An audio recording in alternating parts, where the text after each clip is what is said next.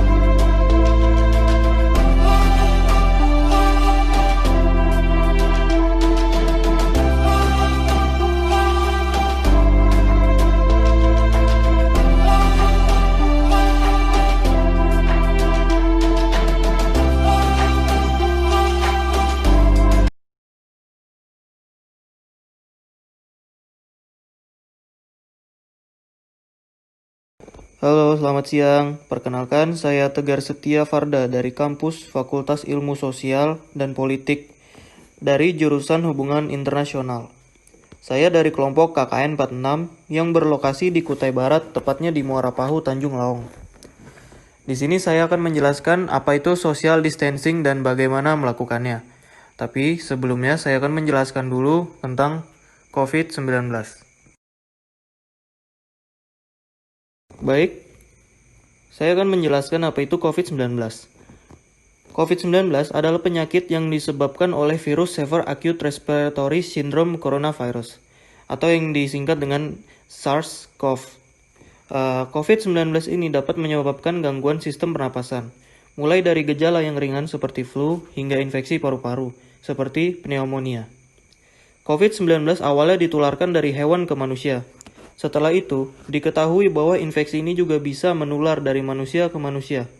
Penularannya bisa melalui cara-cara berikut. Yang pertama, tidak sengaja menghirup percikan ludah atau droplet yang keluar saat penderita COVID-19 bersin atau batuk. Yang kedua, memegang mulut, hidung, atau mata tanpa mencuci tangan terlebih dahulu, setelah menyentuh benda yang terkena droplet penderita COVID-19. Dan yang ketiga, kontak jarak dekat kurang dari 2 meter dengan penderita COVID-19 tanpa mengenakan masker. CDC dan WHO menyatakan COVID-19 juga bisa menular melalui aerosol atau yang disebut partikel zat di udara. Meski demikian, cara penularan ini hanya terjadi dalam prosedur medis tertentu seperti bronkoskopi, intubasi, endotrakeal hisap lendir, dan pemberian obat hirup melalui nebulizer. Tujuan dari social distancing adalah imbauan yang dilakukan dengan tujuan utamanya dapat mengurangi risiko penyebaran virus corona COVID-19. Sebab, satu cara penularan virus corona adalah dengan droplets yang secara tidak sadar dapat dikeluarkan oleh orang lain di sekitar. Tidak hanya itu, melakukan interaksi dan bahkan bersentuhan dengan orang lain pun dapat menjadi salah satu penyebab dari penularan virus corona COVID-19 tersebut. Maka dari itu, dengan melakukan social distancing pada saat ini adalah tindakan yang tepat. Dan melakukan social distancing berarti Anda dapat melakukan segala rutinitas Anda dari rumah. Dengan begitu, secara tidak langsung, kondisi finansial Anda akan jauh lebih dapat diatur.